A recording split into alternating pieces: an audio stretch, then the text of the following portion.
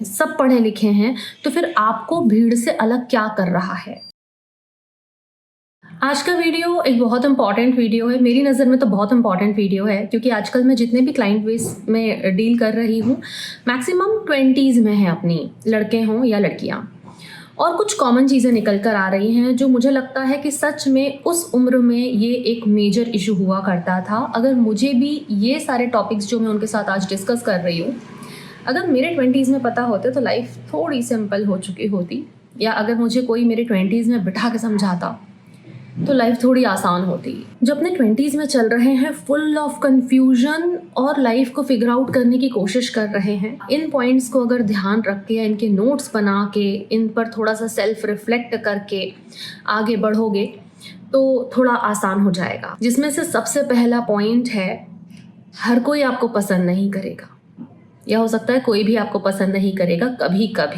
कभी कभी आपको सारे लोग अपने अगेंस्ट लगेंगे, including your own family, including your parents, including your friends. अब बचपन में सब आपको पसंद करें, सब आपको पसंद करें, अच्छे से काम करो, इतना दिमाग में फिट कर रखा होता है ना। आप डॉक्टर, इंजीनियर, एडवोकेट तो बनो ना बनो बात की बात है, पीपल प्लीजर ज़रूर बन जाते हो।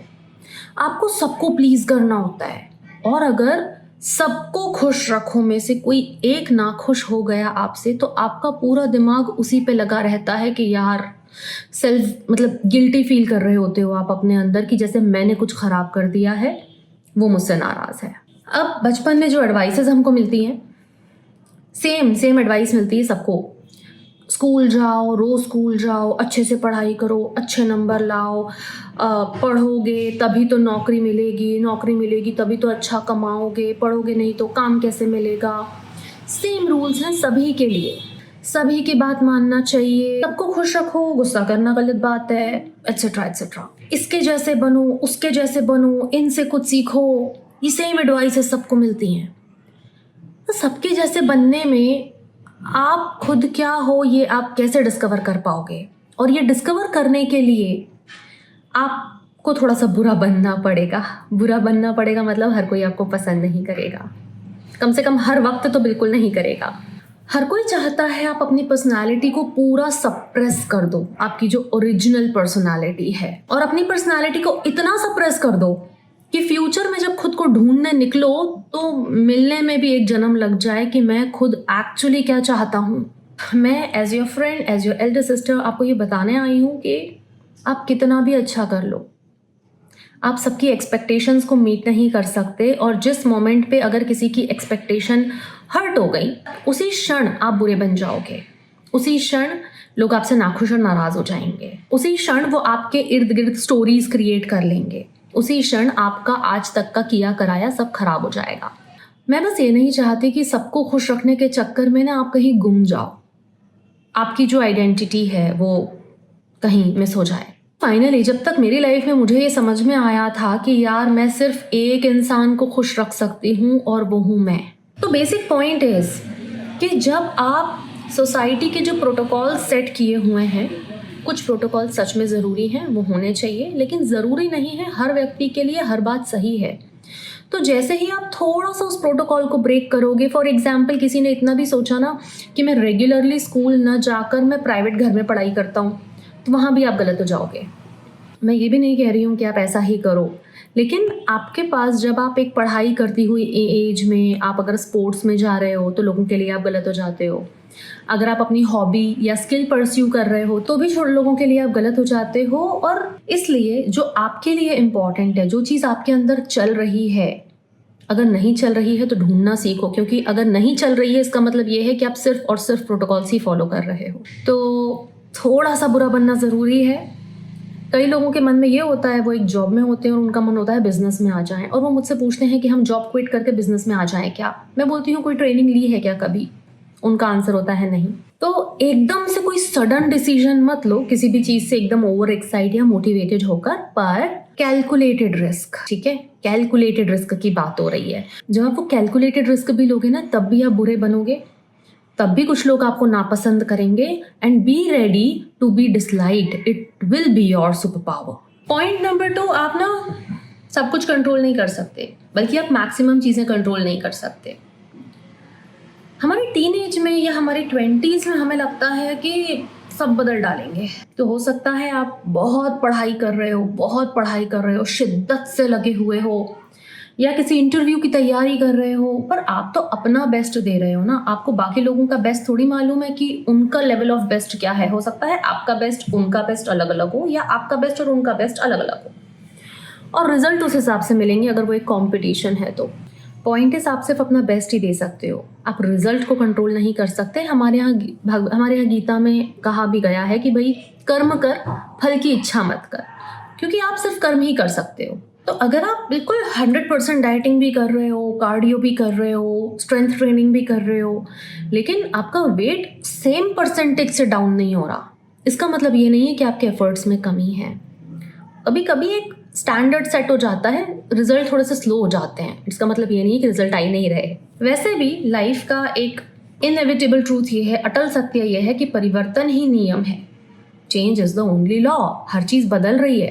तो जब भी हम लाइफ में किसी चेंज से गुजरते हैं, कई लोगों को फियर ऑफ अननोन बहुत होता है, डर लगता है, और उस डर की वजह से सब कंट्रोल करने की कोशिश कर रहे होते हैं। एक बात याद रखना, आप जितना एक गड्ढा खोदते हो ना, उसकी दूसरी तरफ एक मिट्टी का पहाड़ भी इकट्ठा होता है। मतलब हर कॉइन के दो पहलू हैं। आप जितना भी अपने आप को बदलने के पीछे भागोगे, एट द सेम टाइम आप अपने आप को उतना ही स्ट्रांगली रिजेक्ट कर रहे हो। और यहाँ से निकल कर आता है body shaming, self criticism, toxic shame, कि हम जैसे हैं वैसे हम रहना नहीं चाहते, इसमें कुछ something is wrong with this body, और मैं इसको बदल भी नहीं पा रहा हूँ, ये बदल भी नहीं पा रही हूँ। तो वो हेल्पलेसनेस, मेरे हिसाब से ये एक पाप है। बेसिकली दिस इज अ सिन, कि आप खुद के साथ ही रह रहे हो और खुद को ही लाइक अपने फिजिकल एग्जिस्टेंस को कर्स किए जा रहे हो। दिस इज अ सिन। आपको पता भी नहीं है आप किसी के लिए एक ब्लेसिंग हो सकते हो। So bless your own self, accept your own self and respect your own self. इसलिए अपने आप को स्वीकारना सीखो, क्योंकि आज नहीं तो कल सीखना ही पड़ेगा। जितनी जल्दी ये पॉइंट्स आपके दिमाग में आ जाएंगे, चाहे वो फर्स्ट पॉइंट जो मैंने बोला कि आप कुछ भी कर लो, there will be people who don't like you. Point number 2, you can not control everything.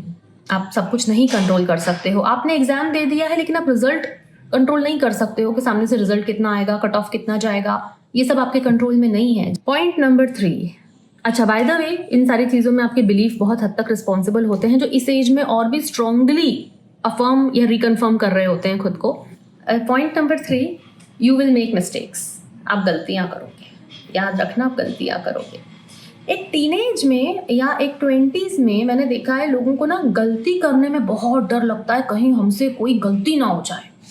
सबको परफेक्शनिस्ट बनना है, और हर फील्ड में, हर क्षेत्र में, हर एरिया में, हर दिन, हर काम में, हर मोमेंट में परफेक्शनिस्ट बनना है। क्यों? क्योंकि अगर गलती हो गई तो लोग क्या सोचेंगे, तो उनको एम्बैरस होने से डर लगता है कि फिर हम एम्बैरस होंगे। वो 4 लोग, वही 4 लोग जो 4 बातें करेंगे, उससे हमें एम्बैरस फील होगा। इसको बोलते हैं फियर ऑफ बीइंग जज्ड। और ये फियर ऑफ बीइंग जज्ड ना लाइफ का बहुत बड़ा एरिया कवर कर लेता है, बहुत ही बड़ा एरिया। आपका हर डिसीजन इससे अफेक्ट हो रहा होता है, क्योंकि आप इंटरनली सारे वही डिसीजन लेते हो कि 4 लोग कुछ ना कहें, और इसमें आप अपनी लाइफ में अपने फुल पोटेंशियल से जी ही नहीं पाते। आप अपनी कैपेसिटी में जो काम होते हैं वो कर ही नहीं पाते, और आपको at the same time guilty भी फील हो रहा होता है कि यार मैं तो ये करना चाहता हूँ, मैं तो वो हॉबी परस्यू करना चाहता हूँ, मैं तो वो इंटरव्यू देना चाहता हूँ। मेरे पास लड़के लड़कियां आते हैं, वो कहते हैं जॉब नहीं मिल रही, जॉब नहीं मिल रही। जब मैं उनसे पूछती हूँ कितनी जगह ट्राई करा, तो बोलते हैं अभी तक ट्राई तो नहीं करा, पर आप भी तो सुनती हो कि नौकरी मिलना कितना मुश्किल है। आपने ट्राई क्यों नहीं करा? क्योंकि आपको लग रहा था कि रिजेक्ट हो गए तो, और रिजेक्ट हो गए तो लोगों को क्या बोलोगे, एम्बैरस फील होगा, रिजेक्टेड फील होगा। और जब तक आप ट्राई ही नहीं करोगे तो आपको कैसे पता चलेगा कि आप कितने केपेबल थे, आपको कहाँ डिजर्व कर रहे थे आप। तो ये एम्बैरस न होने के डर से फिर से वही एक पैटर्न पे लाइफ चल रही है। अभी तो स्कूल कर रहे हैं, अभी तो कॉलेज कर रहे हैं, फिर देखते हैं क्या करना है, कोई स्किल पॉलिश नहीं हो रही है। आई मस्ट से अपनी स्किल्स को पॉलिश करना स्टार्ट करो। क्यों? पढ़े लिखे तो सब हैं आज के ज़माने में, सब पढ़े लिखे हैं, तो फिर आपको भीड़ से अलग क्या कर रहा है? तो आपको भीड़ से अलग क्या कर रहा है? आपका मेंटल स्टेटस, आपके स्टैंडर्ड्स, आपका नॉलेज, आपकी स्किल्स, आपका टैलेंट, सिर्फ यही आपको भीड़ से अलग करता है।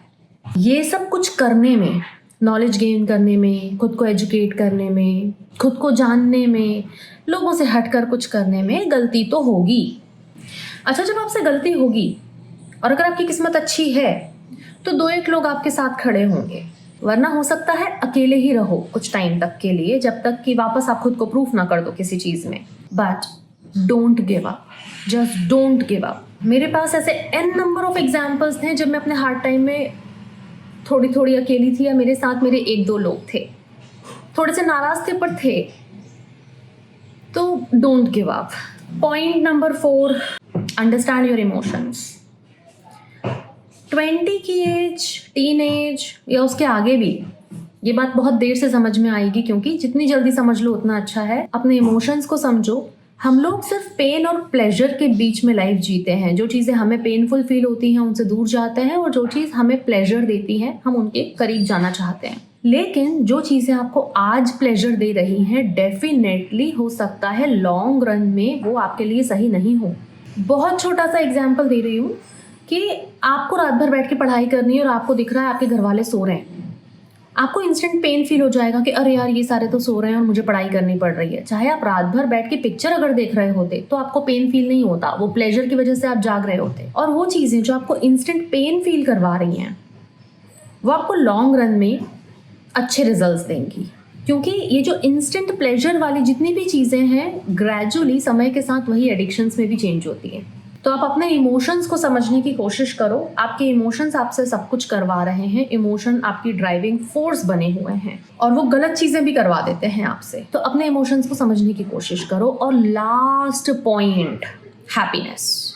फिर वही पेन और प्लेजर का जो फंडा है कि आप प्लेजर के पीछे इसलिए भाग रहे हो या उसको चेज कर रहे हो, चाहे वो किसी से बैठकर बात भी क्यों ना करना हो रात भर, क्योंकि आपको लग रहा है वो चीज़ आपको हैप्पीनेस दे रही है, उस इंसान के प्रेजेंस में आप हैप्पी हो और आप उस इंसान को या उस चीज़ को और ज़्यादा पाना चाहते हो, हमेशा अपने साथ ऐसे रखना चाहते हो। रिसर्चेस ये कहती हैं कि किसी भी चीज़ के अंदर खुशी कभी नहीं मिलेगी।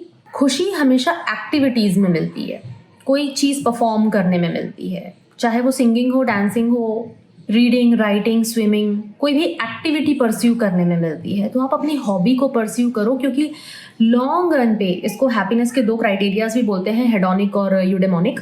फिर से बात वही आ रही है कि जब आप अपनी कोई अच्छी सी हॉबी परफॉर्म करोगे या आप कोई स्किल, अपनी चीज़, राइटिंग, रीडिंग, जब आप ऐसी कुछ एक्टिविटी परफॉर्म करोगे अपनी, आपकी वो स्किल भी इम्प्रूव हो जाएगी, आप नॉलेजेबल भी बनोगे, आप टैलेंट आपके अंदर आएगा, आप भीड़ से थोड़े से स्टैंड आउट करोगे और आप ज़्यादा खुश रहोगे। और आप और मैं दोनों यही चाहते हैं कि आप खुश रहो, तो आप खुश रहो। आई एम श्योर आज का ये वीडियो आपकी बहुत हेल्प कर रहा होगा। फिर से इसको सुनना, एक बार इन पॉइंट्स को लिखना, नोट बनाना, अपनी लाइफ में सेल्फ रिफ्लेक्ट करके देखना इनमें से कौन सी ऐसी चीज़ है जो आपकी लाइफ पर हावी होकर आपको आगे नहीं बढ़ने दे रही है। आप खुद ही चीज़ें रिजॉल्व करने लग जाओगे, आप इमोशनली ज़्यादा स्टेबल बनोगे। Try to do it. See you.